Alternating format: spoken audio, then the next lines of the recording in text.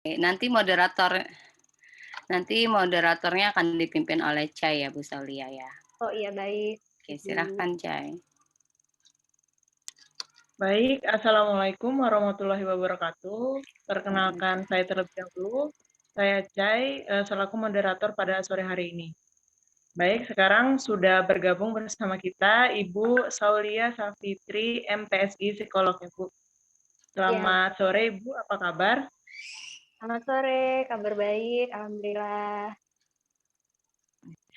Baik, sebelum kita mendengar pemaparan materi dari narasumber kita pada sore hari ini, izinkan saya untuk membacakan sedikit profil dari beliau. Jadi beliau pernah bekerja di Puskesmas Melati 2, Sleman, Yogyakarta pada 2015, lalu RSJD DRRM Sujiwadi, Klaten pada 2015, Sekolah Islam Terpadu Ukhuwah Banjarmasin pada 2017, Puspaga Bauntung Batuah Banjarmasin pada 2018, dan sekarang beliau bekerja di RSUD Brigjen Haji Hasan Basari Kandangan dari 2019 sampai sekarang. Adapun riwayat pendidikan beliau, latar pendidikan beliau ini magister profesi psikologi dan mengambil tingkat berikutnya yaitu mengambil magister psikologi profesi klinis. Adapun pengalaman organisasi beliau saat bersekolah dan berkuliah, yaitu beliau pernah menjadi anggota marching band Diva Swata Drama Banjarbaru pada 2005 sampai 2006, lalu Hima Psikologi Universitas Lambung Mangkurat pada 2010 sampai 2013, dan Ikatan Lembaga Mahasiswa Psikologi Indonesia atau ILMPI pada 2012 sampai 2013. Lalu ada seminar dan pelatihan yang beliau ikuti dan laksanakan tuh ada banyak ya guys, jadi bisa dibaca di CV beliau yang sudah ada di grup. Baik, nah itu tadi merupakan pemaparan profil beliau secara singkat, tapi sebelum berlanjut ke pemaparan materi pada hari ini, bolehkah kita mengambil dokumentasi terlebih dahulu? Atau boleh. Udah di-record? Oke, mungkin udah di-record, Bu. Kawan-kawan bisa open cam dulu biar di dokumentasikan dulu.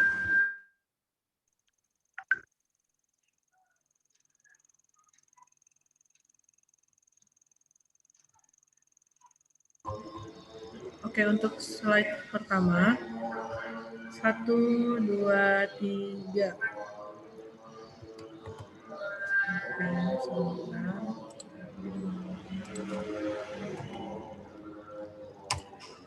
Untuk slide kedua, ya, 1, 2, 3. Ya. Baik, terima kasih Saudara Disca. Nah, mungkin tanpa berpanjang lebar lagi, untuk pemaparan materi pada hari ini, saya persilakan kepada Ibu. Ya, silakan Ibu. Baik, terima kasih. Siapa tadi namanya? Mbak moderatornya? Chai, Bu, Chai. Chai, oh baik. Terima kasih Mbak Chai. Baik, bismillahirrahmanirrahim. Apakah suara saya sudah terdengar jelas? Terdengar, Ibu. Terdengar, Bu. Baik, Assalamualaikum warahmatullahi wabarakatuh semuanya. Waalaikumsalam warahmatullahi wabarakatuh. Baik, selamat sore teman-teman semua. Semoga semuanya saat ini dalam keadaan sehat dan tetap semangat meskipun kita dalam kondisi pandemi membuat kita banyak batasan dalam beraktivitas dan tidak bisa tatap muka terlebih dahulu ya.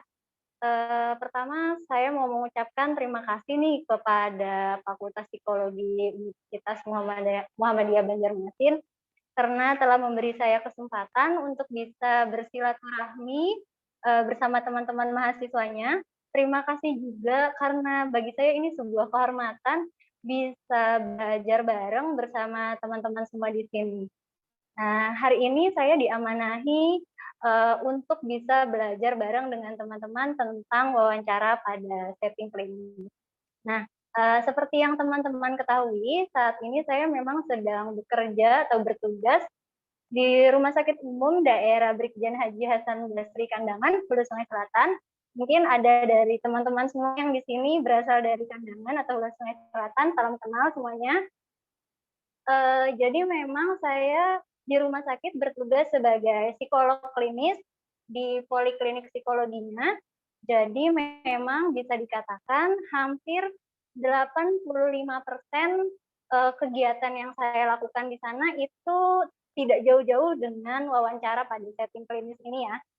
Nah, namun saya di sini mau menekankan dulu kepada teman-teman bahwa hal ini bukan berarti bahwa saya adalah pakarnya di bidang wawancara psikologi klinis, bukan. Tapi saya berusaha mencoba untuk membagikan pengalaman dan juga memflashback kembali pelajaran waktu saya kuliah gitu ya, terkait dengan teori-teori yang telah didapatkan sebelumnya. Seperti itu ya. Jadi kita harus sepakat dulu bahwa saya sebenarnya bukan pakarnya, tapi hanya membagikan pengalaman seperti itu. Baik, mungkin bisa dibantu untuk tampilkan PPT-nya ya, boleh?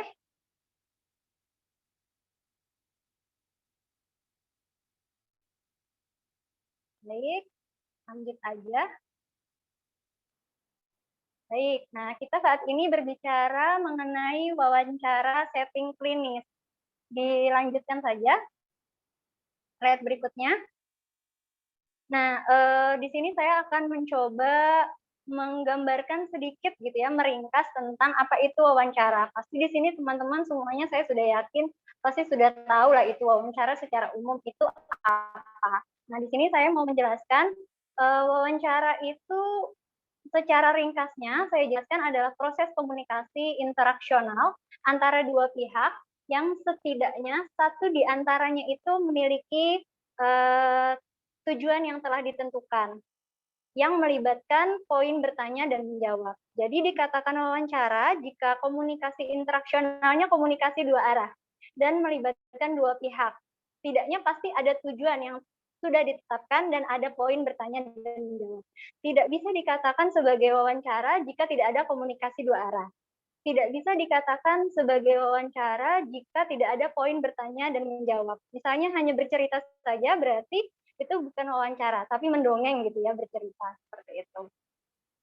Nah, itu gambaran umum terkait dengan wawancara secara umum. Nah, lalu bagaimana dengan wawancara pada setting klinis? Silakan slide selanjutnya. Baik.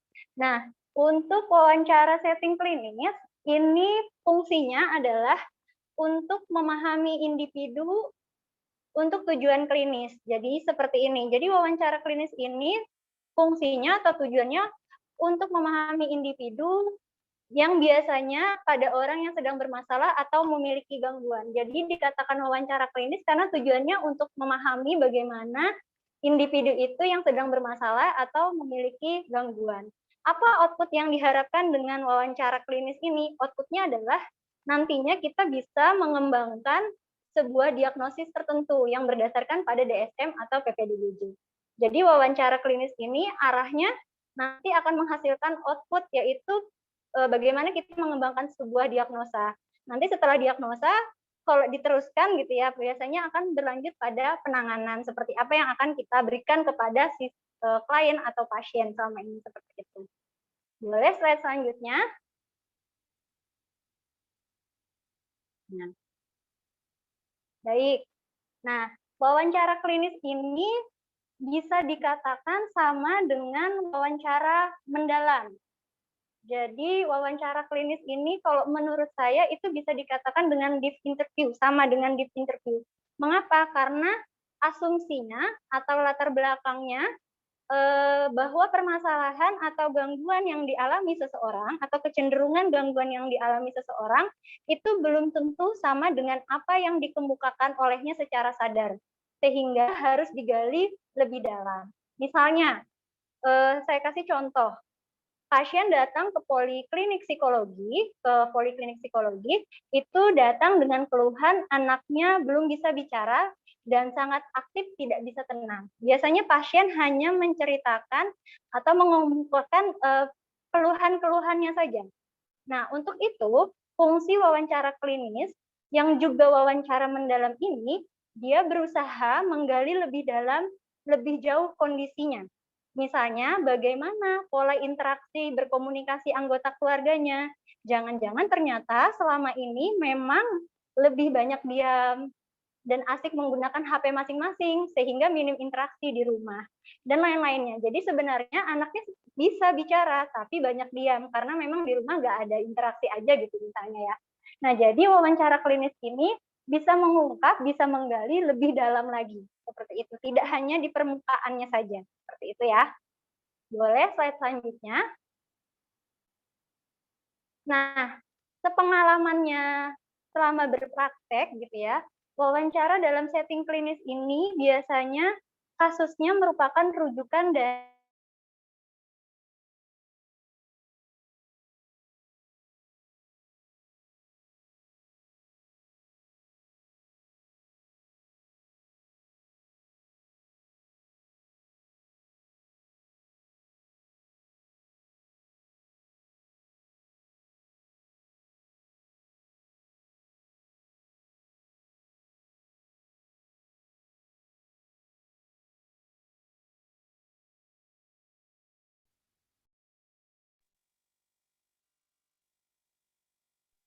Jaringan, Bu. Bentar. jaringan, ya nggak apa-apa.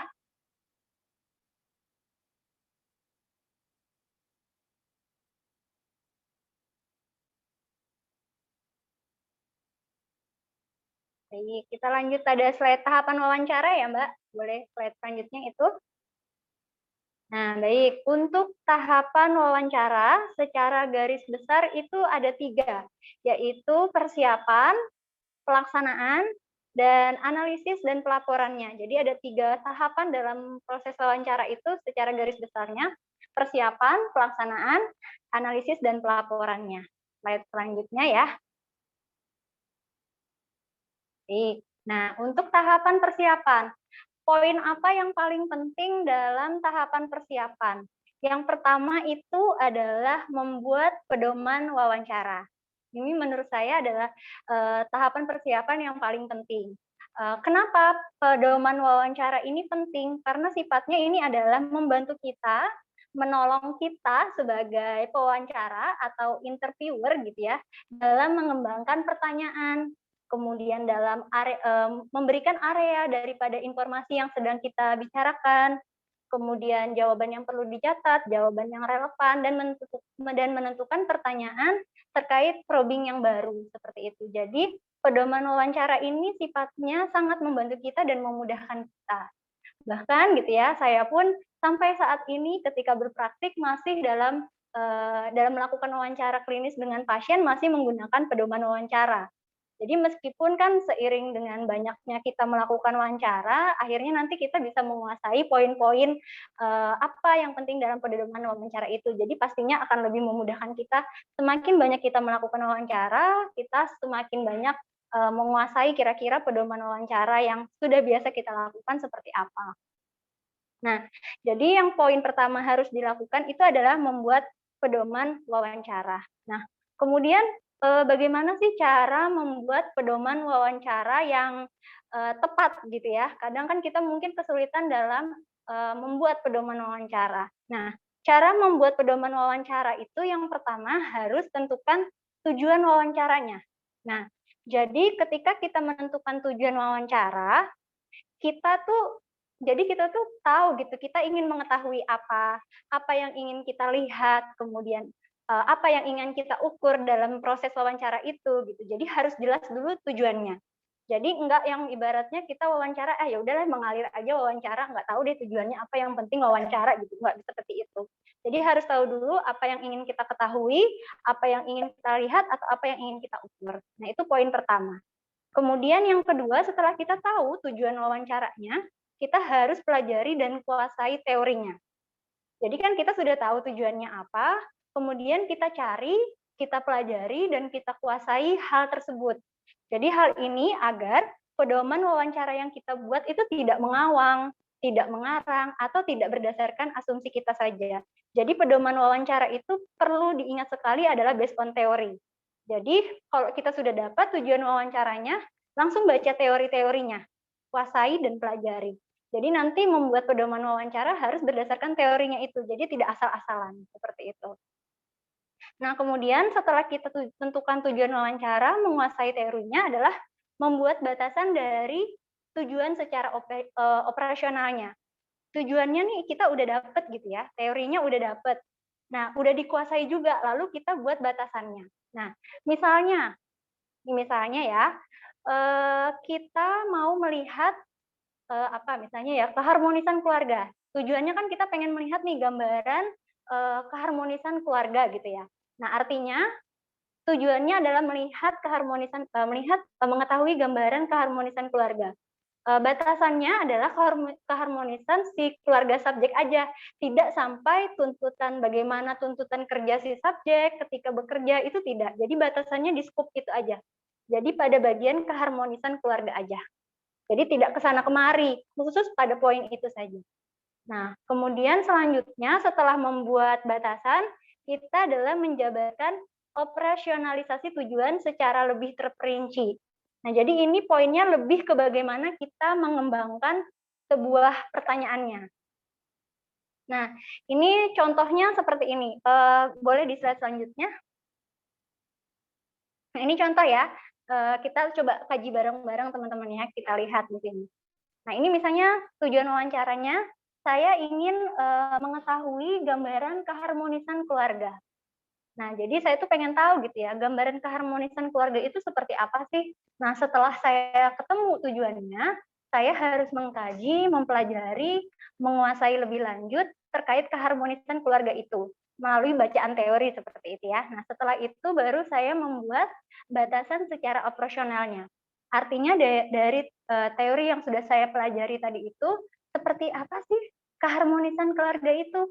Oh, ternyata berdasarkan teori gitu ya, keharmonisan keluarga itu misalnya faktor yang mempengaruhinya ada pola komunikasi di dalamnya, pola terhadap konfliknya, peran anggota keluarga, tujuan keluarga, dan lain-lainnya. Jadi setelah jadi kita setelah tahu tujuan, kita baca teorinya, kita udah tahu nih ternyata batasan dalam keharmonisan keluarga tuh faktor-faktor yang mempengaruhinya apa aja. Nah, setelah tahu, baru kita kembangkan atau kita jabarkan secara lebih rinci dalam bentuk pertanyaan. Nah, contohnya seperti ini. 1, bagaimana biasanya ini pertanyaannya ya, contoh pertanyaannya dalam pedoman wawancara. Misalnya 1, bagaimana biasanya keluarga Anda menghabiskan waktu bersama? Nah, kira-kira poin ini untuk mengungkap apa kira-kira teman-teman? Pola komunikasinya kan ya? Nah, jadi pertanyaan ini untuk mengungkap pola komunikasi dalam keluarga. Nah, selanjutnya nih, kita ke pertanyaan yang kedua. Permasalahan seperti apa yang umumnya sering dihadapi dalam keluarga?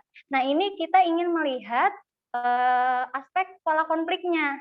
Nah, ini pertanyaan ini, yang nomor 2 ini, bisa diprobing lebih lanjut sebenarnya. Jadi, permasalahan seperti apa yang umumnya sering dihadapi dalam keluarga, bisa diprobing nanti nih, bagaimana biasanya cara mengatasi permasalahan tersebut. Nah, ini kan adalah poin-poin pertanyaan terkait dengan pola konflik, seperti itu ya.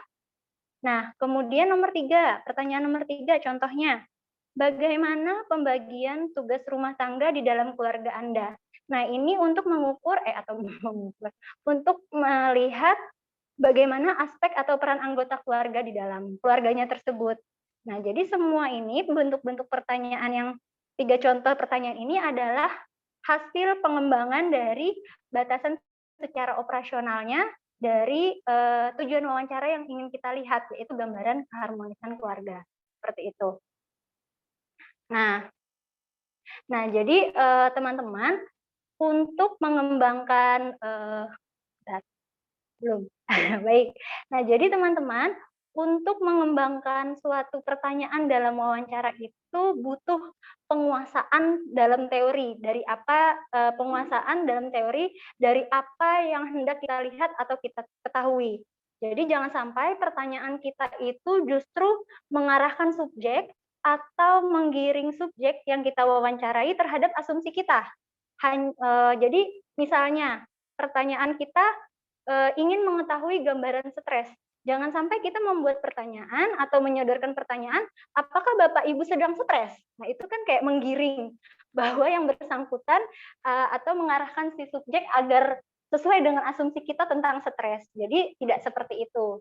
Jadi harus memang butuh usaha lebih ya teman-teman agar kita agar kita tidak subjektif tapi objektif terhadap hasil wawancara kita. Begitu. Nah, boleh kita lanjut ke berikutnya. Nah, tahapan persiapan selanjutnya yang perlu diperhatikan adalah setelah kita membuat pedoman wawancara, itu yang kedua adalah urutan struktural. Jadi urutan struktural itu lebih kepada urutan dalam pedoman wawancaranya. Jadi di sini disebutkan ada urutan topik, urutan waktu, dan susunan pertanyaannya diperhatikan. Nah, ini misalnya ya. Untuk urutan topik. Jadi misalnya begini. Misalnya topik kita kan pola komunikasi tadi ya, tentang pola komunikasi. Maka yang kita bahas atau tanyakan, usahakan topik pola komunikasi dulu sampai tuntas. Jadi sebelum kita berpindah ke topik selanjutnya, selesaikan dulu tentang topik pola komunikasinya. Nah, kenapa kira-kira ini penting? Karena ini nantinya akan memudahkan kita dalam memplot-plotkan atau memilah-milah bagian-bagian aspeknya pada saat menuliskan laporan atau menganalisanya. Jadi pentingnya kita membuat urutan topik pada pedoman wawancara itu ini, karena membantu kita dalam nanti melakukan analisa. Nah, selanjutnya itu adalah urutan waktu. Nah, urutan waktu yang dimaksudkan di sini adalah usahakan pertanyaan kita tidak seperti sedang kita misalnya menonton film yang alurnya maju, kemudian mundur, nanti balik lagi, maju lagi, kemudian nanti mundur lagi gitu ya. Ini akan membingungkan si subjek wawancara dalam menceritakan. Otomatis kan subjek wawancara harus mengulang lagi kan apa yang kejadian yang ia alami. Nah, misalnya nih, kita sedang membahas pengalaman masa kecil gitu ya. Pada saat itu kita sedang membahas pengalaman kecil. Selanjutnya pertanyaan selanjutnya langsung membahas tentang rencana masa depan. Nah, setelah membahas rencana masa depan, kemudian balik lagi ke pengalaman masa kecil. Nah, itu kan membuat si subjek atau yang kita wawancarai akan jadi kebingungan atau kesulitan untuk menceritakan atau mengungkapkan. Nah, kemudian terkait dengan susunan pertanyaannya diperhatikan. Nah, itu tadi. Jadi susunan pertanyaannya pun harus diperhatikan. Urutan topik, urutan waktu, semuanya harus diperhatikan. Seperti itu. Nah, kira-kira nih teman-teman, sejauh ini ada yang ingin ditanyakan dulu nggak? Dari tentang terkait dengan wawancara setting klinis sampai di tahap persiapannya. Atau mau kita selesaikan dulu baru tanya jawab atau boleh sambil diskusi boleh? Saya ada pertanyaan Bu, tapi nanti selesai aja sih kalau saya boleh. Oh boleh. Baik, berarti ada yang ingin bertanya tapi mau diselesaikan di akhir gitu ya, di akhir dulu aja gitu ya? Iya, Bu. Oh iya, boleh. Berarti kita lanjut aja ya. Boleh, berarti kita lanjut ke slide berikutnya nih, Mbak. Tahap pelaksanaan. Nah, terkait dengan tahap pelaksanaan, secara garis besar ada 3 tahapan dalam pelaksanaan wawancara. Jadi ada the opening, the body, dan the closing. Jadi sebenarnya saya yakin nih sih teman-teman semua di sini sudah mendapatkan terkait tahapan ini dan menguasai tentang hal ini ya, terkait dengan tahapan pelaksanaan. Jadi menurut saya kita lanjut ke pembahasan berikutnya aja ya kalau poin ini. Boleh? Kira-kira? Oke. Nah, ini nih tahap yang menurut saya kalau saya pribadi waktu saya kuliah gitu ya atau sampai saat ini sebagai psikolog klinis di rumah sakit, ini tahapan yang menurut saya cukup menantang karena ini adalah di bagian dalam melaporkan hasil wawancaranya tidak semudah yang dibayangkan gitu ya. Biasanya kan poin utama dalam kita melakukan wawancara itu ada pada bagian laporannya ini. Nah, Baik, tahap analisis dan penulisan laporan ini, hal-hal yang dimuat di dalam laporan wawancara itu cukup banyak. Kalau saya, kurang lebihnya intinya secara garis besar memuat ada 12 poin ini, teman-teman. Wah, banyak ya ternyata ya. Tapi kita pelan-pelan bahas satu-satu ya. Nanti kalau teman-teman rasa, Bu, kayaknya kecepatan deh ngomongnya, boleh dikasih tahu ya saya, atau misalnya, Bu, saya kelewat nih nyatetnya, boleh dikasih Iya, tahu ya. Bu. Baik, kita lanjut dulu, belum? Ke poin pertama, terkait identitas interview dan interviewer. Jadi di dalam laporan wawancara itu yang pertama harus ada adalah identitas interview dan interviewer. Jadi ada identitas subjek itu biasanya berupa inisial ya, inisial namanya.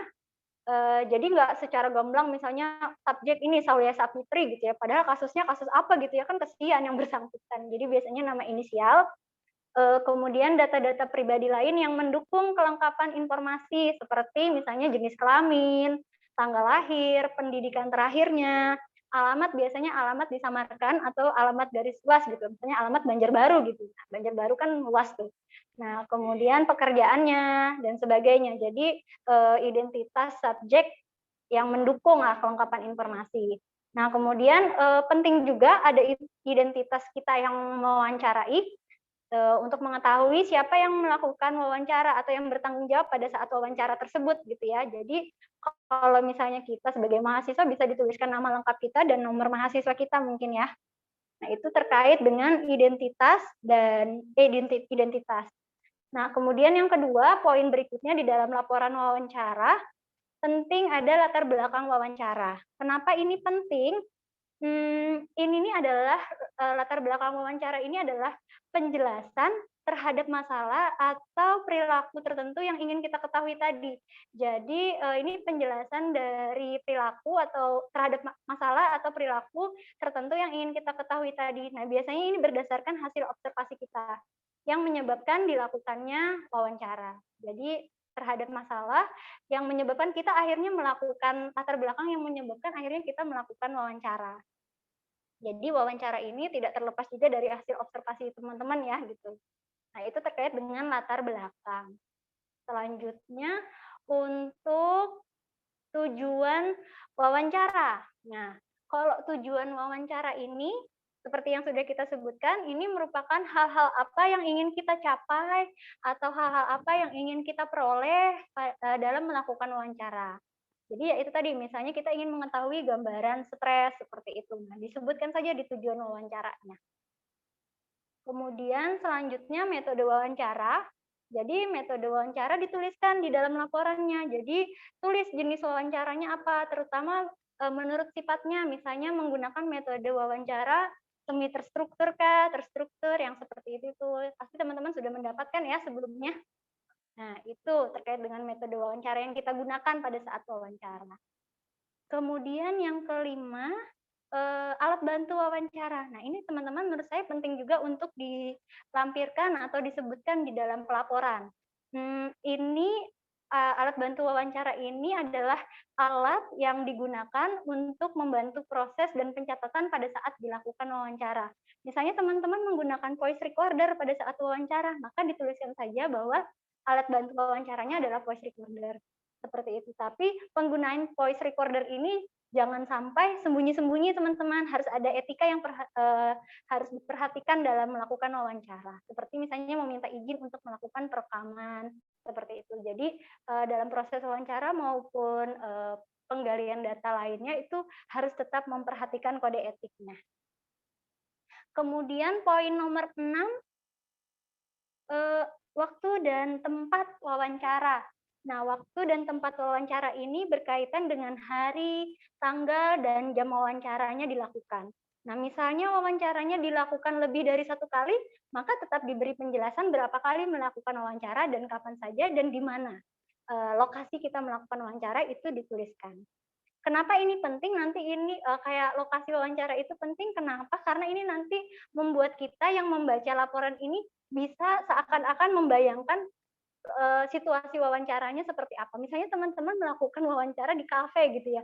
Nah, kita yang membaca bisa membayangkan, oh ternyata dia wawancara di kafe, suasananya seperti ini dan seperti itu. Jadi yang membaca juga harus, yang membaca laporannya juga bisa membayangkan proses wawancara itu seperti apa. Itu. Selanjutnya, apa ini? Pedoman waktu dan tempat sudah, pedoman wawancara. Nah, pada bagian ini di dalam laporannya, pada bagian pedoman wawancara ini yang disebutkan berupa pertanyaan-pertanyaan yang tidak terlalu rinci. Jadi untuk di laporannya, di format laporannya, pedoman wawancara ini dituliskan tidak rinci. Jadi hanya poin-poin utamanya saja. Berbeda dengan pedoman wawancara yang teman-teman pegang untuk atau pada saat melakukan wawancara. Jadi pedoman wawancara yang dilampirkan di laporan itu tidak dibuat rinci, sementara pedoman wawancara yang teman-teman gunakan untuk melakukan wawancara itu harus dibuat lebih rinci. Nah, seperti itu. Kenapa begitu? Karena kalau misalnya di pedoman wawancara yang di laporan dibuat rinci, itu akan memakan banyak space, banyak apa ya? Memakan banyak tulisan gitu ya. Jadi lebih baik untuk pedoman wawancara yang dilampirkan di laporan itu tidak dibuat rinci, sementara pada saat wawancara pedoman wawancaranya dibuat rinci. Seperti itu. Nah, ini saya boleh minta tolong nggak ya? Mungkin bisa dibantu untuk menampilkan file Word yang sudah saya kirimkan yang judulnya pedoman wawancara tentang stres. Bisa nggak ya? Bisa Bu, sebentar ya Bu. Ya, siap.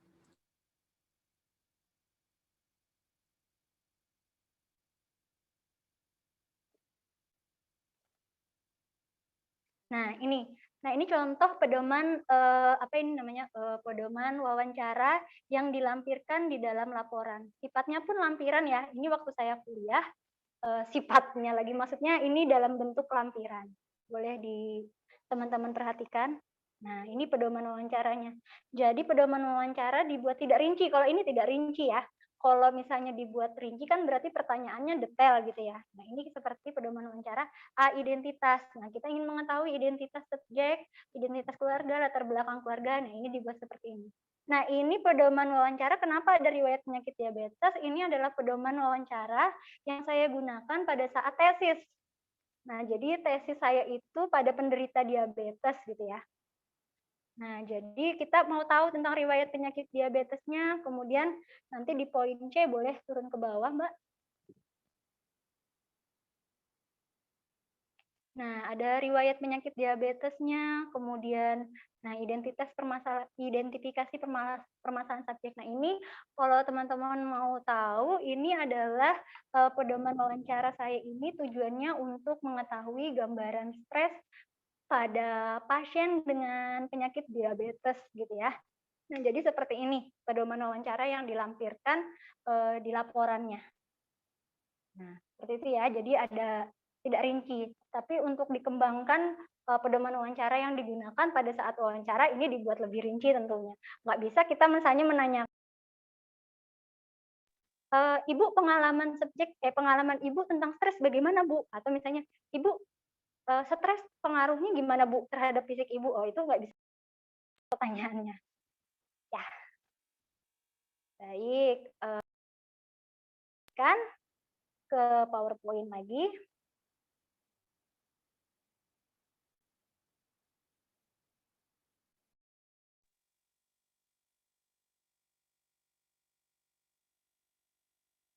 Nah, baik. Jadi poin 7 sudah clear ya teman-teman pedoman wawancaranya. Kita lanjut ke deskripsi subjek. Nah, poin deskripsi subjek ini adalah kita memberikan deskripsi tentang subjek baik secara fisik maupun psikologisnya sebenarnya ya. Jadi hal ini sebenarnya erat banget kaitannya sama hasil observasi kita. Jadi deskripsi ini itu memberikan gambaran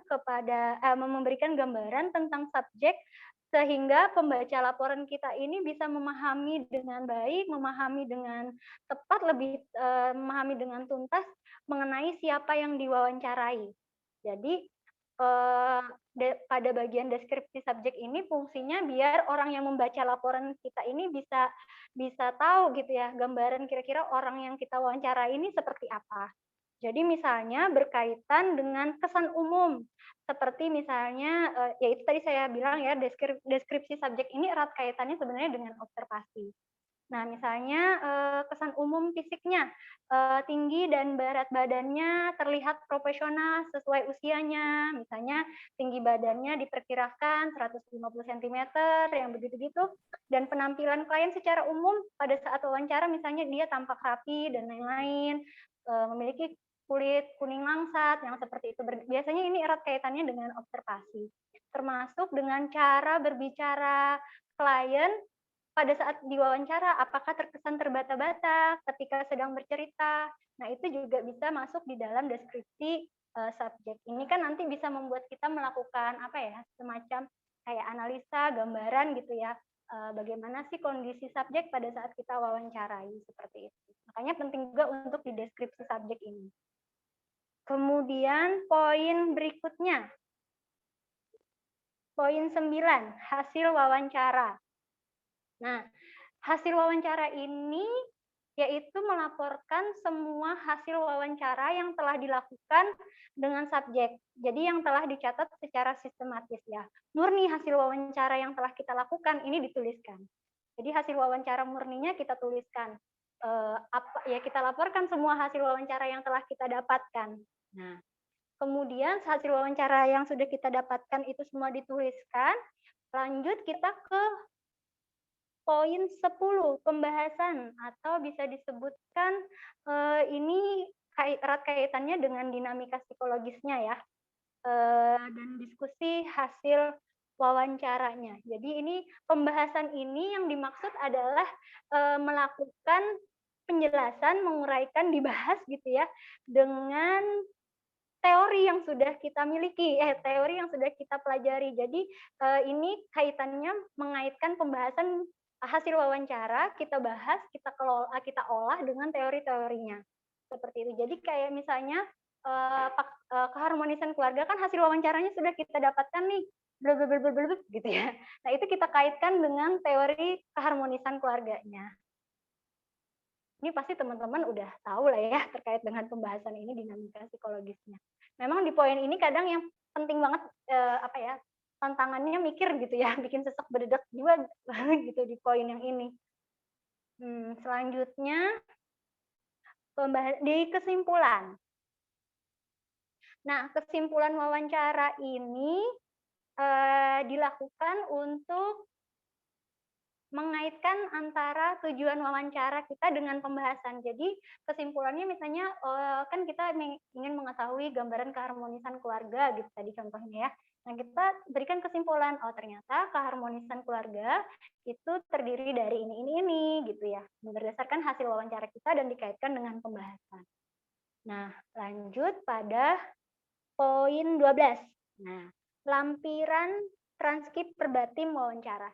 Nah, kenapa di transkrip perbatim wawancara ini sifatnya lampiran, teman-teman? Jadi tidak disertakan, tidak masuk dalam laporan yang poin di utamanya laporan tidak, tapi dilampirkan saja. Karena kalau dibuat dalam laporan, waduh, tebal banget itu bisa ya. Jadi sifatnya lampiran aja, gitu. Nah, tujuan pelampiran transkrip perbatim ini adalah pengecekan. Jadi sifatnya adalah pengecekan, terutama untuk mendapatkan pendukung kesimpulan yang diambil dari wawancara. Jadi transkrip perbatim ini nanti untuk pengecekan, sifatnya seperti itu. Nah, boleh slide selanjutnya. Nah, nanti maksudnya nanti untuk lampiran transkrip perbatim nanti kita coba saya coba berikan contohnya, tapi sebelum ke situ saya mau jelasin dulu tentang sumber-sumber kesalahan dalam melaporkan hasil wawancara. Nah, ini penting banget ya teman-teman ya. Kenapa? Jadi sumber-sumber kesalahan dalam melaporkan hasil wawancara ini sangat penting. Ini biasanya sering terjadi nih teman-teman. Saya juga pernah mengalami soalnya gitu ya. Nah, sumber-sumber kesalahan dalam melaporkan hasil wawancara itu, yang pertama adalah error of recognition. Jadi ini, kesalahan karena lupa terhadap hasil wawancara. Nah, bisa kalau teman-teman pasti kan, oh nggak pasti sih, mungkin saya aja gitu ya. Kadang-kadang tuh bisa lupa gitu ya apa yang diwawancarain gitu ya. Jadi bisa jadi kita kesalahan karena lupa terhadap hasil wawancara sehingga gagal untuk mereproduksi mengolah data yang diperoleh dengan tepat dengan lengkap gitu ya. Hal ini biasanya terjadi karena misalnya lama waktu wawancara dengan pembuatan laporan. Misalnya kita melakukan wawancaranya tanggal 1 bulan Juli gitu ya. Kemudian baru membuat laporannya, mengolah datanya bulan depannya gitu. Nah, sudah nggak dicatat, nggak direkam gitu ya. Cuman ingatan di memori, sudah ketiban-tiban materi-materi yang lain lupa gitu. Nah, ini biasanya terjadi. Jadi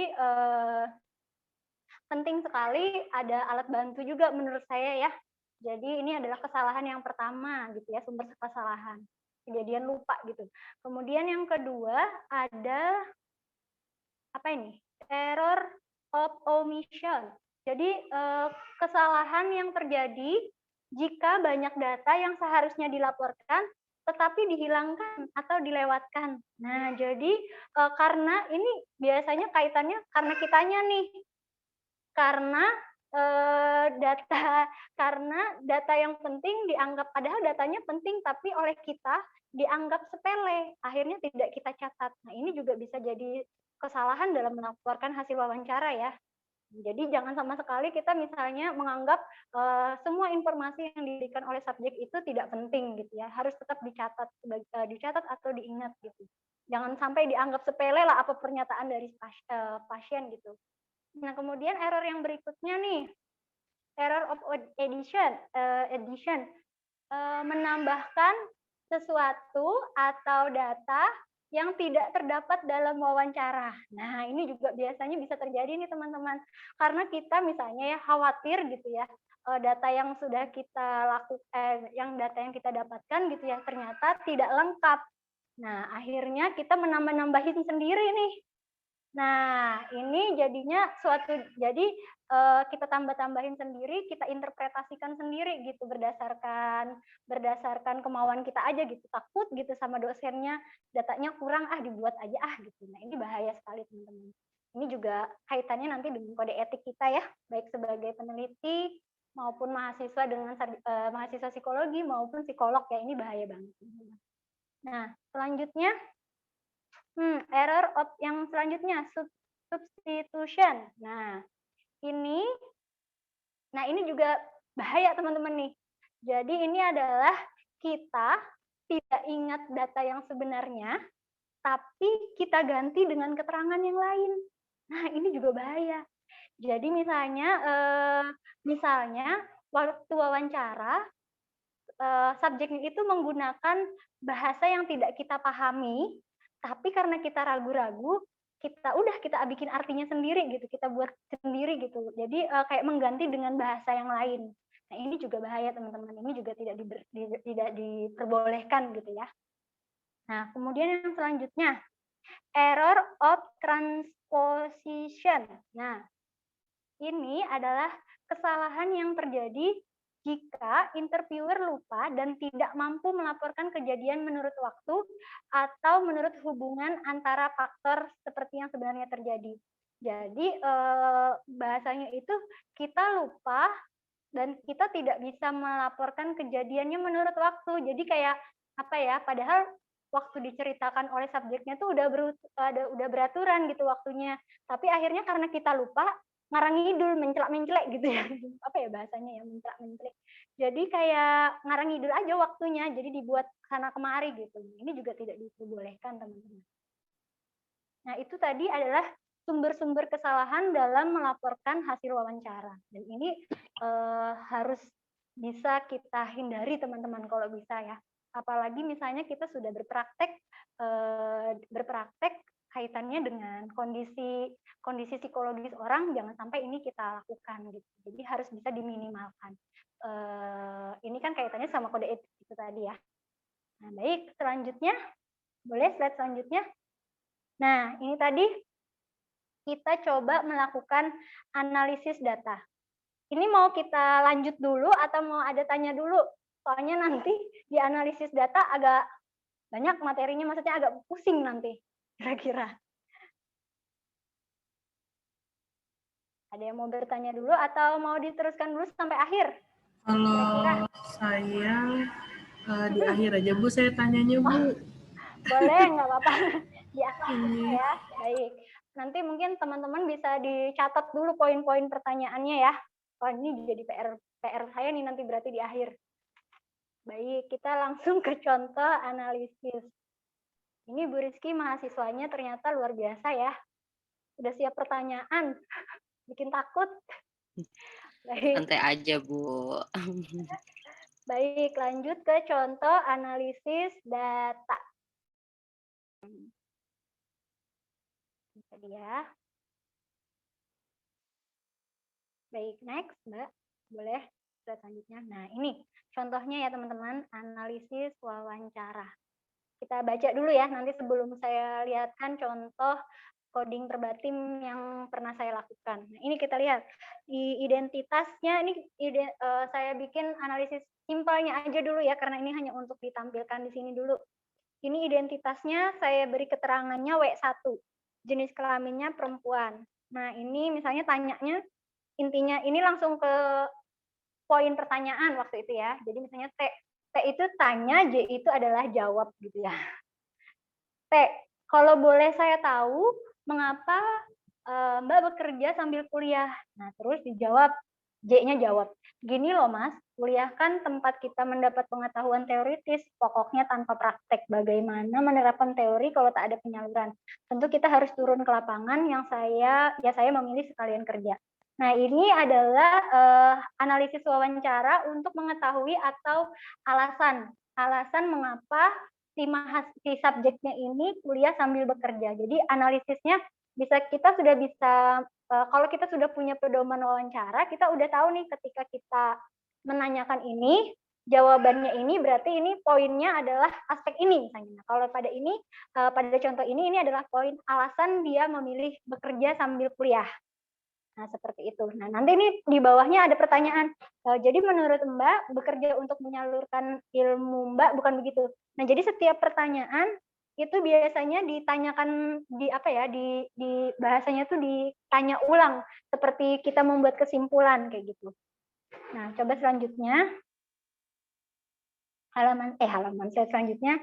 Nah, selain itu apa ada motivasi lain mengapa kuliah sambil bekerja? Nah, ini adalah poin pertanyaan untuk terus menggali alasan mengapa dia bekerja sambil kuliah. Kuliah sambil bekerja gitu ya. Nah, ini. Jadi kita ketemu alasannya. Jadi kita ketemu motivasi dia bekerja. Bekerjanya untuk motivasi dia kuliah sambil bekerja. Nah, poin pertanyaan-pertanyaan selanjutnya ini mengungkap, ada saya sebut di situ konflik, kemudian aspek mengatur waktu. Nah, jadi poin-poin pertanyaan kita ini tentu kan berdasarkan aspek-aspek yang sudah saya jelaskan sebelumnya ya. Jadi poin pertanyaan ini tidak ngarang ngidul ngawang gitu, tapi ini pasti berdasarkan aspek teori dari aspek dari teori yang sudah kita kuasai seperti itu. Nah, boleh selanjutnya. Nah, ini poinnya di sini. Jadi analisis dan pembahasannya berdasarkan hasil wawancara. Misalnya ya, ini kalimat di pembahasan. Berdasarkan hasil wawancara didapatkan adanya beberapa variasi yang memberikan penjelasan atas aspek-aspek, misalnya alasan serta manfaat, kemungkinan terjadi konflik kerja pada saat kuliah, dan cara mengatur waktu. Misalnya, mahasiswa memiliki banyak alasan dalam bekerja. Misalnya memilih kerja sambil kuliah, ada yang karena alasan penghasilan. Nah, nanti diberi, nah ini pernyataan ada yang karena alasan penghasilan, ini nanti disebutkan, dikodingkan. Ada codingnya, jadi misalnya W1, P titik baris, atau W2 titik L baris gitu ya. Mungkin supaya lebih enak, saya boleh minta tolong ditampilkan yang file Word contoh coding atau perbatin kali ya, biar enak membahasnya. Yang file Word yang satunya ya, Bu? Ya, tulisannya contoh coding perbatin kalau nggak salah.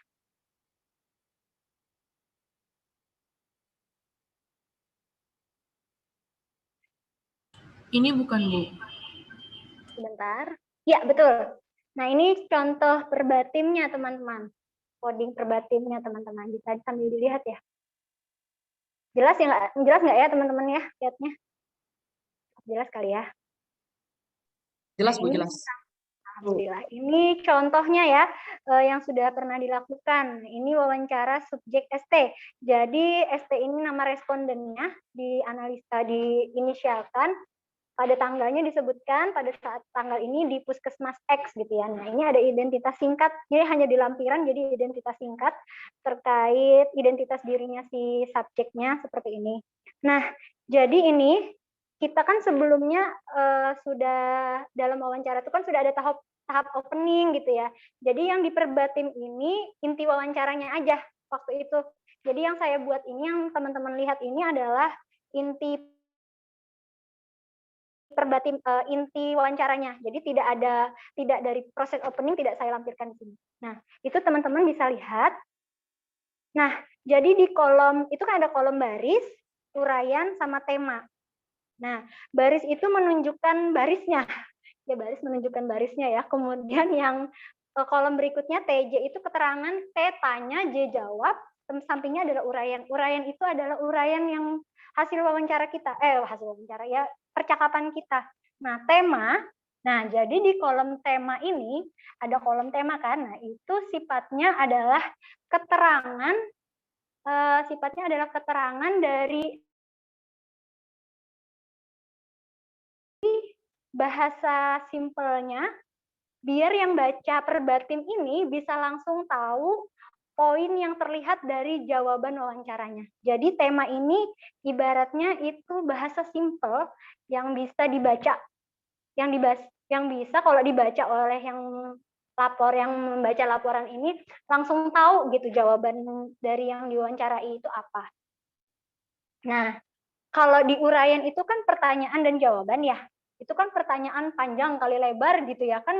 Kalau misalnya kita baca secara detail itu kan waduh lama banget gitu ya. Sementara kalau kita langsung baca ke tema, di bagian kolom tema kita langsung tahu, oh ternyata, nah ini misalnya. Nah, mengetahui kondisi penyakit setelah menjalani operasi. Semacam kayak kesimpulan, nanti ke bawah-bawah juga bisa semacam kayak tahu aspek-aspek yang dibahas atau aspek-aspek yang terungkap dalam uraian itu. Coba pelan-pelan mungkin ya kita lihat. Nah, teman-teman di situ teman-teman bisa lihat kan ya, ada keterangan, sebentar. Nah, di tema itu teman-teman bisa itu juga kita sekaligus langsung melakukan pengkodingan atau memberikan kode-kode yang bermakna. Jadi ini kode-kode bukan kode-kode yang tidak bermakna gitu ya. Jadi ini adalah kode yang bermakna di dalam tugas ini. Jadi di situ ada keterangan tuh teman-teman, S dalam kurung ST, P, angka 2 sampai 9. Nah, ini maksudnya adalah kode ya. Jadi ini adalah codingnya. Jadi ST itu adalah inisial subjeknya, P itu jenis kelaminnya, angka 2 sampai 9 adalah baris pernyataan atau jawabannya. Nah, jadi di sini poinnya, nah misalnya nanti di dalam pembahasan atau di laporan, nanti ada misalnya teman-teman menuliskan pembahasan terkait bagaimana kondisi pasien dalam menjalani operasi. Nah, nanti teman-teman tinggal di laporan tuliskan codingnya ini. Jadi poinnya STP 2-9. Nanti dosen atau yang membaca laporan tinggal lihat verbatim, langsung tahu gitu, langsung ngeh bahwa oh ini subjeknya subjek si ST, jenis kelaminnya perempuan di baris 2-9. Jadi nggak ujuk-ujuk langsung membaca halaman per halaman buat ngecek gitu, itu poin yang gimana. Jadi sudah ada pengkodean, memudahkan di situ. Nah, coba kita lanjut lagi nih.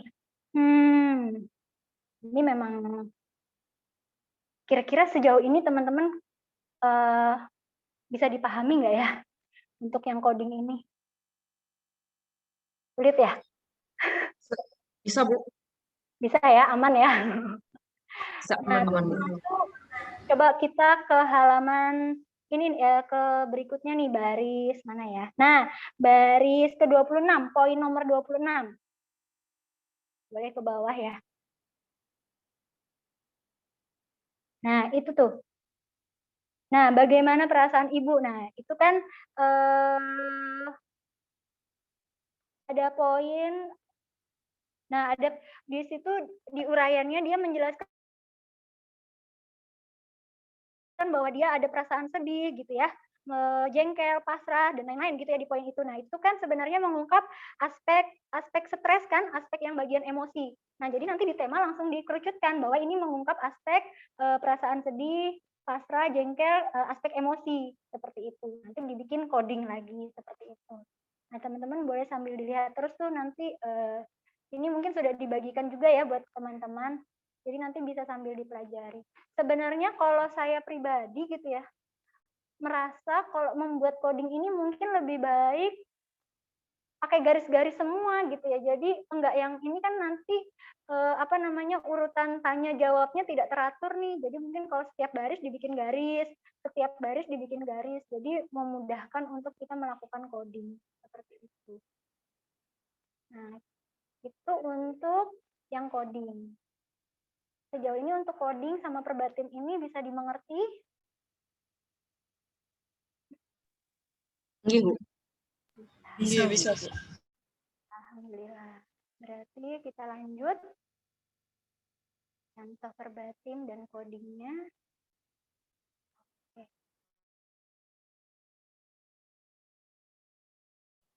Alhamdulillah udah semua nih kayaknya yang saya sampaikan. Ada yang mau ditanyakan dulu nggak? Nanti kita bisa berlatih bareng-bareng nih nanti untuk wawancara untuk pedoman wawancaranya juga mungkin. Ini udah materinya udah cukup kayaknya semuanya.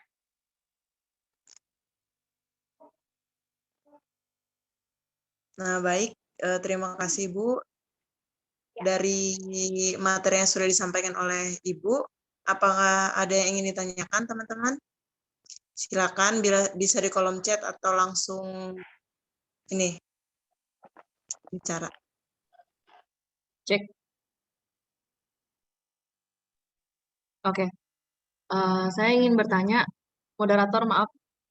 Boleh ya, Ibu dan moderator izin? Ya, silakan. Silakan. Ya.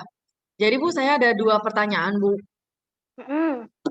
Yang bikin saya penasaran, Bu ya. Ibu kan psikolog, Bu ya. Sebagai psikolog, pernah nggak sih Ibu melakukan kesalahan ketika wawancara, Bu?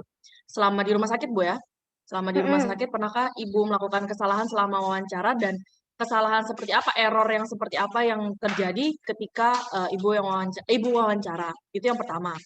Yang kedua, ketika Ibu wawancara klinis dengan seorang pasien atau klien itu, Bu, bagaimana jika pasien dan klien itu berbohong, Bu, tentang entah itu penyakitnya atau entah itu kasus yang dialaminya kayak gitu loh, Bu. Bagaimana Ibu menyikapi ketika atau Ibu menghandle ketika klien atau pasien itu berbohong tentang yang diucapkan kayak gitu loh, Bu. Seperti itu, Bu. Jadi itu 2 pertanyaan saya sih, Bu. Terima kasih, Bu. Boleh. Terima kasih. Siapa tadi namanya? Oh ya, maaf Bu, izinkan perkenalkan saya Adinda, Ibu. Maaf Bu, tidak memperkenalkan terlebih dahulu. Gak apa-apa, Dinda. Halo, salam kenal. Baik, ini mau langsung dijawab dulu kali ya, biar nggak ketampung pertanyaan terus saya lupa gitu ya. Nah, baik, untuk Adinda, pertanyaan pertama, pernah nggak melakukan kesalahan? Oh, pernah. Kesalahan yang paling sering saya lakukan itu adalah error recognition. Saya itu pelupa-pelupa. Jadi kesalahannya saya suka misalnya nih biasanya pasien datang gitu ya. Pasien datang, kita melakukan wawancara, asik wawancara gitu ya, sudah asik menggali data dan lain-lain. Setelah wawancara itu tidak langsung saya tulis gitu. tidak langsung saya tulis di status medis. Nah, jadi kalau kita di rumah sakit itu kan ketika wawancara kita ada status medis ya, rekam medis psikologi gitu ya. Nah, itu tidak langsung saya tulis. Kenapa? Itu membuat saya kadang ketika saya sudah selesai wawancaranya, nanti ada poin-poin yang saya lupakan. Nah, jadi itu pentingnya sebenarnya ketika wawancara itu saya harusnya gitu ya langsung menulis mungkin poin-poin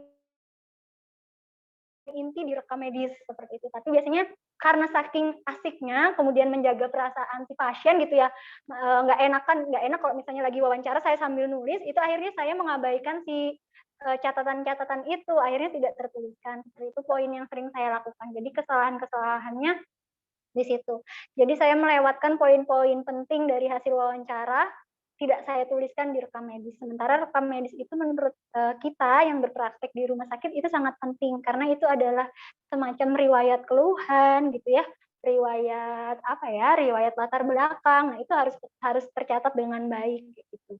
Itu yang pengalaman saya, seringnya saya lupa di bagian situ. Kemudian kalau kita menyikapi pasien yang berbohong, ini juga sering terjadi teman-teman. Jadi yang pertama memang sebelum kita melakukan wawancara atau penggalian data dengan si pasien, kita memang sudah menjelaskan bahwa kegiatan atau proses kita dalam sharing atau konsultasi ini sebenarnya untuk kebaikan bersama dan utamanya untuk kebaikan si pasien.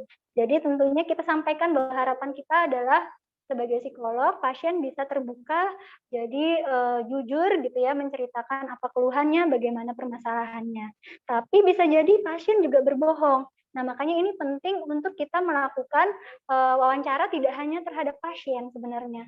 Jadi kita bisa minta tolong atau kita juga bisa menggali data, melakukan wawancara dengan signifikan others. Jadi misalnya ya, kasusnya ada kejadian waktu itu pengalaman, ini pasiennya remaja. Jadi kita tahu bahwa pasiennya ini ternyata memanipulasi permasalahannya. Nah, artinya tetap kita hargai apapun yang ia ceritakan, tetap kita hargai, tetap kita tampung. Tidak bisa kita sebagai seorang psikolog bilang, enggak nih bohong. Oh ya ampun, itu pasien langsung menolak dengan kita, langsung ada reject. Jadi nanti tetap kita tampung, tetap kita hargai. Apapun yang ia sampaikan, bagaimanapun bentuk manipulasinya tetap kita hargai. Artinya kan sebenarnya dengan dia berbohong itu adalah mekanisme pertahanan dirinya. Pasti dia punya alasan kenapa dia berbohong. Nah, itu nanti kita cross check dengan signifikan others-nya. Pun misalnya seperti misalnya itu kita lakukan cross check dengan orang tuanya. Nah, misalnya kita tidak mendapatkan hasil pun gitu ya, tidak terungkap dengan orang tuanya, makanya biasanya wawancara klinis ini sifatnya adalah awalan dalam melakukan asesmen karena nanti disertai dengan melakukan atau tambahan tes-tes psikologi lainnya. Jadi nanti data-data yang kita peroleh dari semua hasil asesmen gitu ya, baik itu wawancara maupun tes psikologi kan nanti akhirnya kita integrasikan. Nanti kita bisa lihat bagaimana kesesuaiannya. Seperti itu, Dinda. Kira-kira menjawab nggak, Dinda? Menjawab, Bu, alhamdulillah. Mau nambah dikit boleh, Bu? Boleh. Kalau berarti itu juga berlaku untuk klien atau pasien yang pemalu, Bu ya, atau misalnya malu untuk speak up gitu loh, malu buat berbicara gitu tuh itu juga berlaku untuk ya betul. Karena saya pernah nih Dinda ketemu pasien ya benar-benar diem, ditanya apa kabar diem, 1000 bahasa setengah jam diem aja Dinda, nggak bisa digali apapun. Nah, ini kan memang kesulitan ya masa kita pakai bahasa telepati kan juga nggak ngerti, walaupun biasanya kan psikolog dibilang dukun gitu ya, karena kita ngerti, dia diem, memang diem, Dinda. Jadi memang setengah jam dia diem, nggak bisa digali apapun, ditanya kabar dia nggak jawab. Jadi kita butuh pendekatan lain, artinya pendekatan lain ya udah kita gunakan tools psikologi yang lain, misalnya alat tes psikologi seperti itu, disuruh menggambar gitu ya, tes grafis dan lain-lainnya.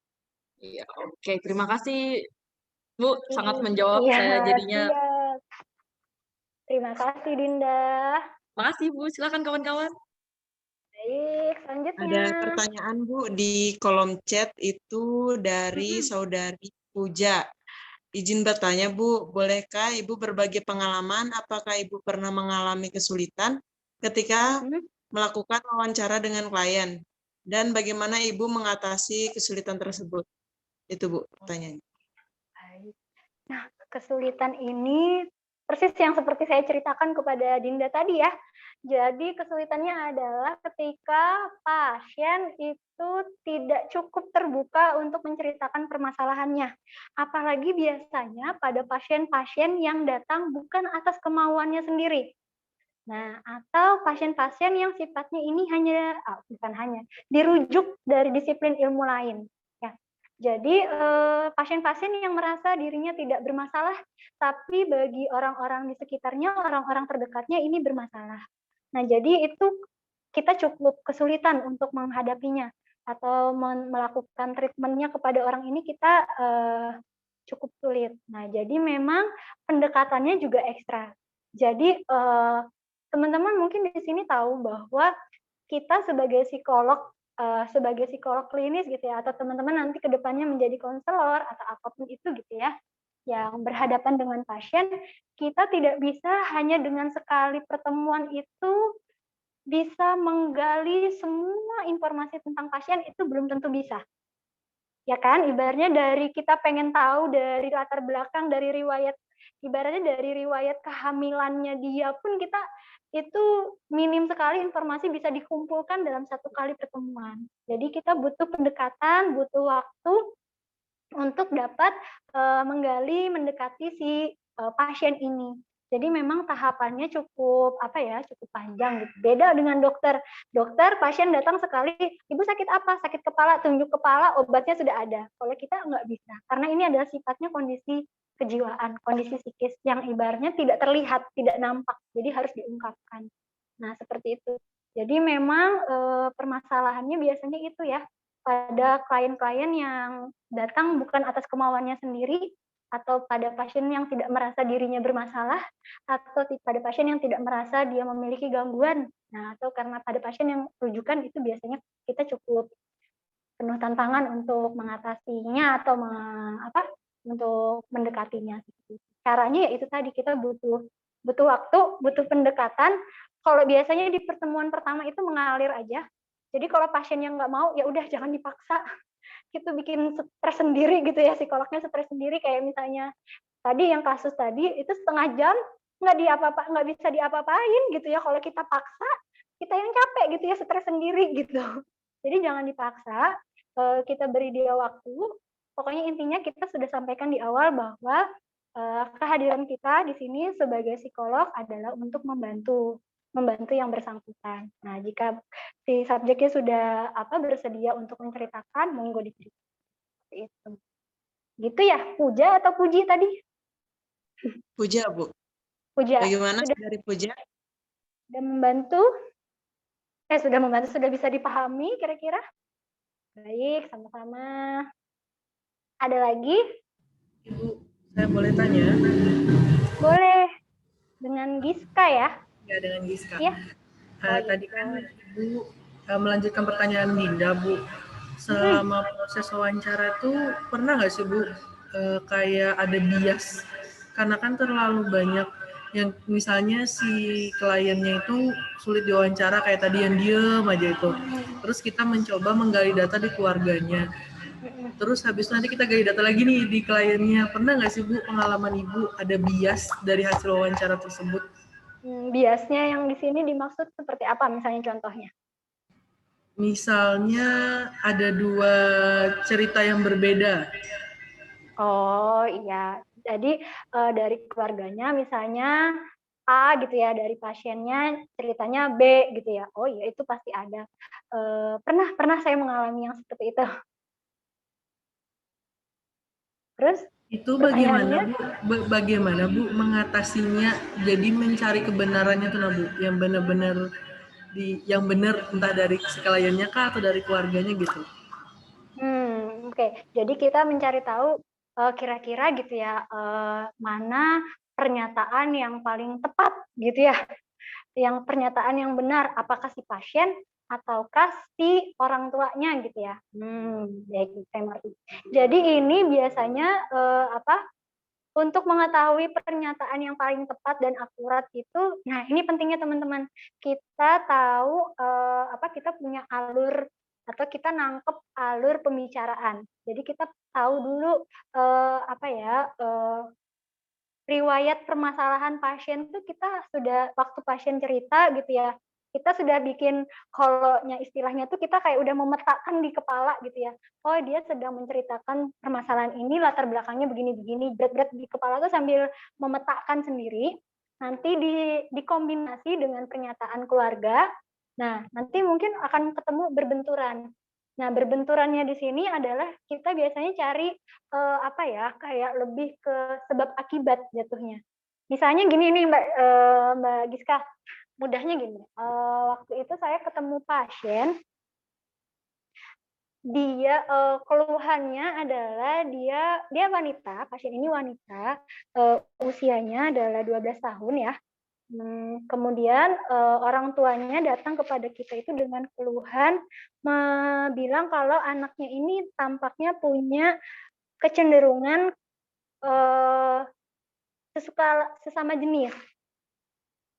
Nah, kenapa orang tuanya ini menyebutkan itu, bisa menyimpulkan itu karena melihat hasil chattingan gitu ya, hasil percakapan lewat telegramnya sesama jenis gitu. Jadi dia tuh kayak pacaran. Kalau orang tuanya bilang dia tuh pacaran dengan sesama jenis. Jadi dia ini padahal wanita, tapi dia bertindak sebagai laki-lakinya. Itu versi orang tuanya.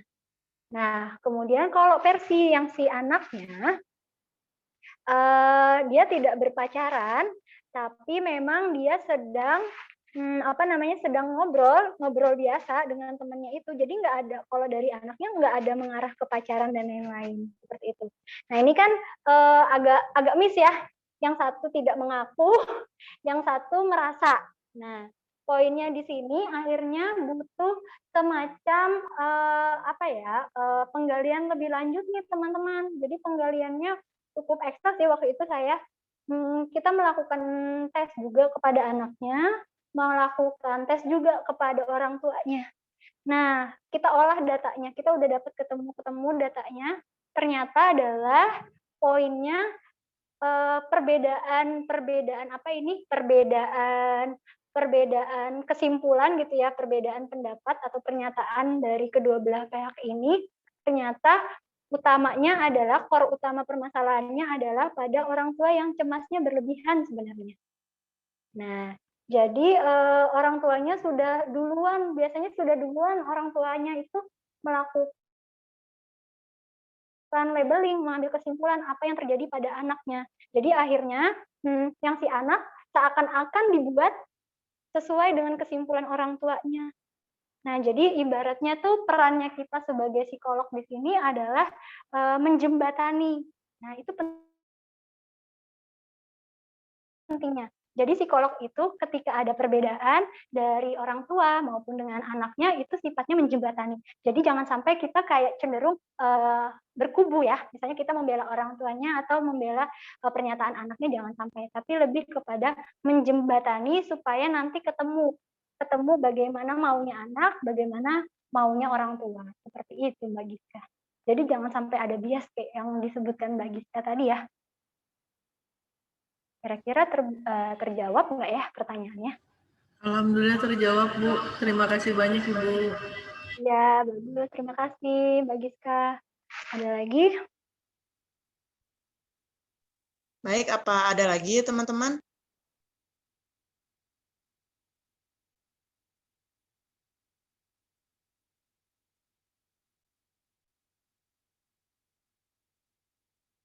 Ada lagi nggak, teman-teman? Ini ada berapa orang totalnya? Ibu izin bertanya, Bu. Boleh. Dengan siapa ini? Perkenalkan nama Ulun Alda, Bu. Baik, Jadi, Alda. izin bertanya, Bu. Apakah pada saat kita melakukan wawancara, apakah ada perbedaan teknik atau cara bicara di setiap klien gitu, Bu? Misalnya waktu kita mewawancarai orang dewasa atau anak-anak, atau saat kita mewawancarai klien dengan ODGJ gitu, Bu. Apakah ada perbedaan teknik atau caranya gitu? Ya, betul. Itu penting juga. Asli. Jadi kita, ya terima kasih ada, ya ini saya terlewatkan. Jadi teknik atau pendekatan kita dalam melakukan wawancara itu harus disesuaikan ya Betul, disesuaikan dengan karakteristik subjek yang akan kita lakukan wawancara. Itu betul banget, saya terlewatkan. Terima kasih Alda juga sudah mengingatkan melalui pertanyaannya ya. Betul, jadi harus dibedakan. Jadi kan sebelum kita turun lapangan gitu ya, wawancara dengan orang ini kan kita sudah tahu siapa yang akan kita wawancarai. Kita mungkin sudah punya gambaran bagaimana latar belakangnya, termasuk latar belakang pendidikan ini juga penting. Jangan sampai misalnya ya latar belakang pendidikannya misalnya selesai sekolah SD, kemudian kita pertanyaannya berat gitu ya. Nah ini kan susah dipahami. Jadi memang betul harus disesuaikan dengan karakteristik yang bersangkutan. Jadi lihat usianya, kemudian tingkat pendidikan juga penting untuk diperhatikan karena kan ini terkait dengan bagaimana dia pemahaman dan melakukan penalaran ketika dilakukan wawancara. Jadi bahasa yang kita gunakan juga harus disesuaikan, termasuk dengan orang dengan gangguan jiwa ya. Bisa misalnya orang dengan gangguan jiwa kita serius banget gitu ya, dianya bingung kabur mungkin ya. Jadi nggak bisa dengan orang dengan gangguan. Ini teman-teman boleh cerita nih, waktu itu kan sudah ke rumah sakit jiwa ya praktek wawancara dengan orang dengan gangguan jiwa. Kesulitannya apa? Kemarin waktu wawancara dengan ODGJ gimana? Mungkin Alda boleh nih cerita sharing. Kemarin waktu wawancara dengan ODGJ-nya gimana? Pendekatannya sulit nggak mendekati? Jadi kemarin tuh kebetulan kami dapatnya, saya sendiri dapatnya yang di itu Bu, orang yang gangguan nafsa dengan gangguan jiwa itu Bu. Jadi kalau misalnya waktu itu ada dua klien, 2 pasien. Waktu di pasien pertama lancar aja sih Bu, soalnya masih bisa diajak komunikasi. Nah untuk yang pasien kedua ini agak susah karena dia itu agak gelisah gitu Bu. Kadang kalau misalnya kami tanyain, dia itu kayak diem dulu gitu Bu, diem. Terus kalau habis di probing lagi, baru dia itu menjawab. Jadi kayak beda juga sih. Ya beda karakteristik soalnya ya, beda kondisinya ya. Tinggi. Sama betul, jadi ingat, makasih Alda ya sudah mengingatkan saya tentang bagaimana cara kita mewawancara itu tergantung dengan karakteristik orang yang akan kita wawancarai. Termasuk poinnya 1 ya, jangan memaksa. Jadi apapun itu jangan, sifat kita nggak boleh memaksa. Karena misalnya udah keburu gitu ya, mau mengumpul udah di deadline laporan gitu ya. Jadi kita memaksa supaya subjeknya cerita gitu ya, mengungkap semua permasalahannya gitu, kita gali semua informasi, tapi kita mengabaikan kenyamanannya, itu juga jangan sampai sekali. Ingat tetap kaedah-kaedah dalam melakukan wawancara, empatinya dipertahankan, kemudian bagaimana membangun building rapportnya juga itu harus dipertahankan, diperhatikan, dan kode etiknya dipertahankan, diperhatikan. Baik Alda, terima kasih. Iya, terima kasih juga Bu. Sama-sama. Ada lagi? Bu, menanya tentang Alda tadi, Bu. Ya, boleh. Kalau intonasi bicara tuh penting nggak, Bu? Misalnya nih, Bu, saya ini RSJ kemarin, Bu ya. Pas di RSJ kemarin, psikolognya Pak Rifki itu, Bu. Fikri. Gak ada apa-apa lah, nggak apa-apa nyebut nama, nggak apa-apa lah. Pak Rifki itu, Bu. Sudah pergaulan nyebut. Pak Fikri itu dia intonasinya kalau ke ODGJ itu agak tegas, Bu. Nanyanya. Jadi kayak gimana? Nah gitu loh Bu intonasinya. Sedangkan kalau teman saya dan saya ini Bu, kita ngomongnya halus. Kamu gimana? Ini gimana? Itu penting nggak intonasi itu Bu? Supaya dia menjawab dengan sama ngobrol sama ODGJ sih menurut saya kayak gitu loh. Penting nggak sih intonasi kita ngomong? Penting, karena kan itu tadi, kita balik lagi ke karakteristik ketika kita melakukan wawancara dengan orang normal bermasalah. Jadi orang normal bermasalah dengan orang dengan gangguan jiwa berat apalagi ya, itu pasti harus memperhatikan intonasinya. Sebenarnya yang dilakukan Pak Fikri itu menurut saya benar, jadi memang harus tegas, karena kalau tidak tegas biasanya kita akan atau di orang ODGJ-nya itu akan bahasanya tuh kayak membawa kita ke dalam pikirannya dia. Nah, akhirnya Dengan kita, kehaluannya ya, Bu, ya. nah, betul.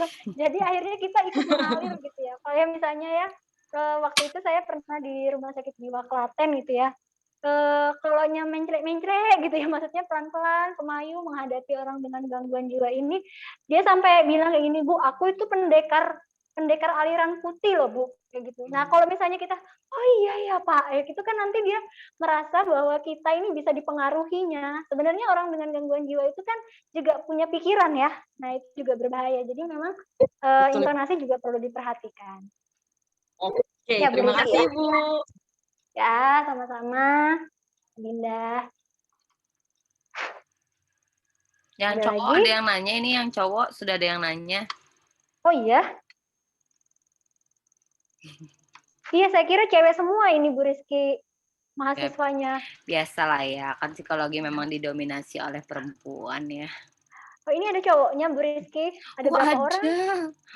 Berapa orang? Ada berapa orang ya? Ada Dimas, ada Jul, ada Rajab, ada Nazmi, 5, Bu. ada 5. Kori, ada Kori. 5 berarti. Ayo yang cowok mau nanya. Yang cowok udah ngerti duluan, Bu.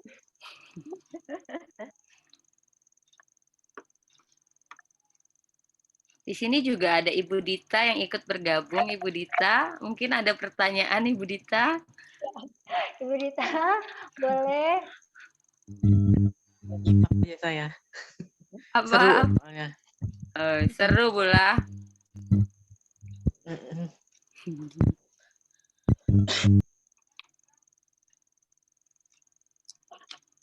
Ini mungkin nanti Ibu Rizky sama Ibu Dita bisa menambahkan ya, bisa membantu saya kalau ada pertanyaan-pertanyaan. Sudah cukup dari Bu Saulia. Mungkin saya bertanya ya Bu Saulia ya. Mungkin saya tadi agak tidak mengikuti pas di sesi pertanyaan sedikit karena tadi izin keluar karena ada mahasiswa yang mengejar-ngejar saya. Karena ada ujian sidang ya. Bu, selama Anda berpraktek, selama Ibu berpraktek gitu ya, kan sudah lumayan lama nih berprakteknya ya, dan banyak juga mungkin kasus-kasus yang sudah ditangani. Dengan berbagai karakteristik klien gitu ya, pernah nggak sih Bu ada satu momen atau satu pengalaman gitu ketika Ibu melakukan wawancara gitu ya, tapi nggak berhasil gitu? Artinya ya si kliennya nggak ngomong apa-apa, diam 1000 bahasa gitu, pernah nggak Bu? Mungkin itu bisa di-share-kan ke teman-teman. Kalau misalnya dikatakan tidak memperoleh informasi apapun, itu belum pernah.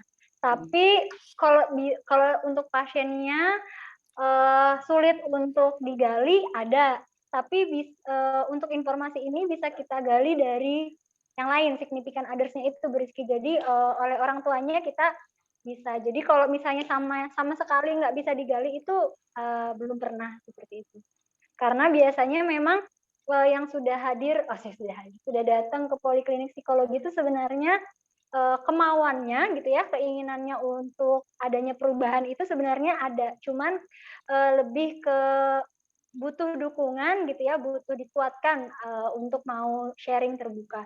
Nah, sama kalau kriterianya gitu ya di Rumah Sakit Hasan Basri Kandangan itu bukan mereka itu tidak ngerti itu psikolog itu untuk apa, itu bukan ke situ sebenarnya, tapi lebih ke tidak tahu bahwa oh ternyata mereka punya permasalahan psikologis gitu ya yang bisa dibawa ke psikolog. Jadi sebenarnya mereka bukan kayak kalau kita kan mungkin masih banyak orang awam yang ngapain sih ke psikolog gitu ya, untuk apa sih datang ke psikolog gitu. Kalau di Kandangan itu mereka lebih ke tidak tahu bahwa sebenarnya mereka bisa minta bantuan oleh psikolog, lebih ke situ sebenarnya. Kayak gitu. Jadi sebenarnya kayak apa ya, semacam butuh edukasi ke masyarakat luas gitu ya, bahwa yang datang ke psikolog itu bukan hanya orang dengan gangguan jiwa berat sebenarnya, tapi orang dengan kategori normal bermasalah juga bisa, atau bahkan tidak harus bermasalah sebenarnya. Orang yang ke psikolog itu bisa misalnya untuk pengembangan karirnya atau pengembangan dirinya itu juga bisa datang ke psikolog seperti itu. Nah, di kandangan tuh lebih ke situ sebenarnya. Oke. Baik, terima kasih Bu Saulia. Bagaimana teman-teman mahasiswa? Ada lagi kah yang mau bertanya? Saya cukup, Ibu. Oke, mudah-mudahan apa yang disampaikan Ibu Saulia hari ini gitu ya, ini sesuai request dari saya juga dan Iya. dan Semoga ini mudah-mudahan memenuhi harapan ya. oh sangat Bu, dan mudah-mudahan nanti karena mereka ini juga sebenarnya sudah praktek turun lapangan juga dan juga ada penugasan, mudah-mudahan apa yang disampaikan oleh Ibu Saulia tadi setidaknya punya gambaran gitu untuk bisa menyelesaikan tugasnya dengan baik. Oke, Cai, balik ke Cai. Gimana Cai? Ya Bu, sepertinya sudah tidak ada pertanyaan Bu. Kasihan nih anaknya sudah manggil-manggil di belakang mau nyanyen. Kedengaran ya? Tadi ya anak saya, maaf ya. Nggak apa-apa Bu, saya juga gitu kok. Oke, Tidak bisa Cai. di silent. Baik, terima kasih Ibu atas materi dan jawaban Ibu. Mungkin salah hilaf, saya mohon maaf sebagai moderator. Terima kasih kepada Ibu yang sudah berkenan untuk membagikan ilmunya kepada kami. Salah hilaf, mohon maaf. Wassalamualaikum warahmatullahi wabarakatuh. Waalaikumsalam warahmatullahi wabarakatuh. Waalaikumsalam. Terima kasih, Ibu. Terima kasih, Bu Vicky, Bu Dita, Ibu Saulia. Oke, Ya, so terima kasih. thank you so Ya. much ya. Nanti Ya, Ibu. nanti mengisi lagi ya di UMB ya. Amin, semoga diberi kesempatan lagi lah. Ya, thank you ya. Baik, terima kasih semuanya. Salam kenal semuanya. Izin keluar ya. Ya, silahkan Berarti. Bu. Ya, terima kasih. Assalamualaikum. Waalaikumsalam.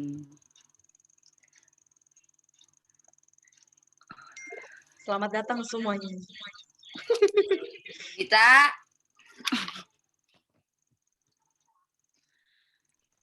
Ya Bu Kiki. masih ada kah? Ya Allah, ya Tuhanku. Opal udah datang ya. Belum, ini si Adit. Si Adit yang datang ke rumah Ibu.